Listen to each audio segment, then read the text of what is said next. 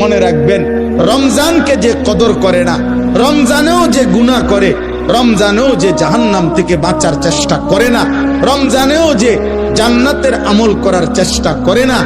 ভাই আমার, ছেলেরা আমার, বাবা আমার, পর্দার আড়ালের মা বোন আমার, সবাইকে এই শেষ কথা বলি। আল্লাহ রসুল বলছে, জিব্রাইল আইসা রমজানের শেষ দিন নবীজিকে আইসা বলে গেছে, ইয়া রাসূল আল্লাহ, এত বড় রমজান পেল, ইফতার, সাহারি, তারাবি, এতেকাফ, শবে কদর, প্রতি ঘন্টা মিনিটে এত মাফ নেওয়ার সুযোগ থাকার পরেও যেই নাফরমান জাহান্নাম থেকে বাঁচার চেষ্টা করে নাই, গুনাহ থেকে আল্লাহর কাছে মাফ নেয় নাই, জান্নাতের জরুর আশা পূর্ণ করতে পারে নাই,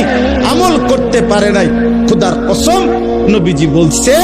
জিব্রাইল আইসা বলছে, ইয়া রাসূলুল্লাহ,